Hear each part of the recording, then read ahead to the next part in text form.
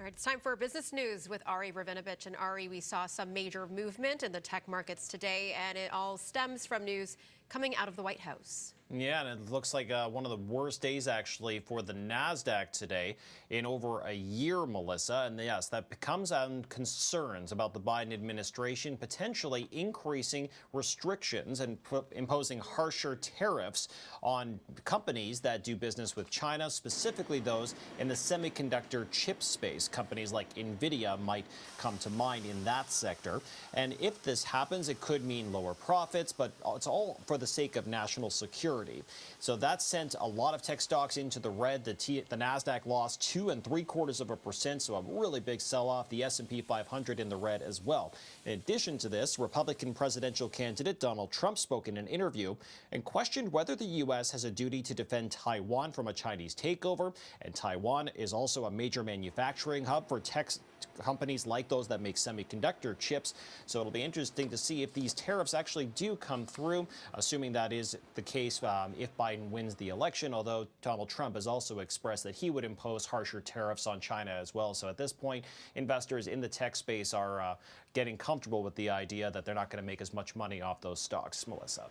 Okay, now Toronto is still mopping up after Tuesday's flood, and RE businesses around the world are really being confronted with the realities of climate change. Yeah, it's still pretty shocking what we went through yesterday in the city, Melissa, and now we're finding out what businesses have been feeling in terms of their bottom line, not necessarily from just yesterday's event, although I have to imagine that that's also included.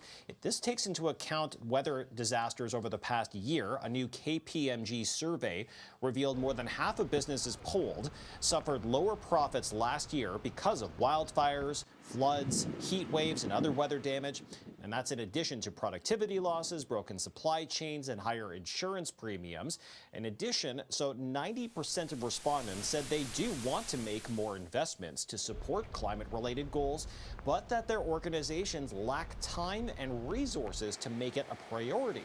Melissa, just for the record, in 2023, severe weather and natural disasters in Canada caused more than $3 billion in insured damage, and that's for the second year in a row.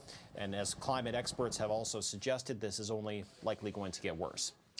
And we're starting to learn of some of the details on how Google will pay for Canadian news content. And it sounds like it's going to be a bit of an exception for Google, but it could still benefit news organizations. So the Canadian Radio, Television and Telecommunications Commission is going to be examining a new governing board that would oversee the distribution of funds collected from Google and ensure the money is distributed fairly across the industry. So if this new governing body is approved by the CRTC, the model would allow Google to be exempt from the Online News Act, which compels tech companies to enter into agreements with news publishers to share revenue.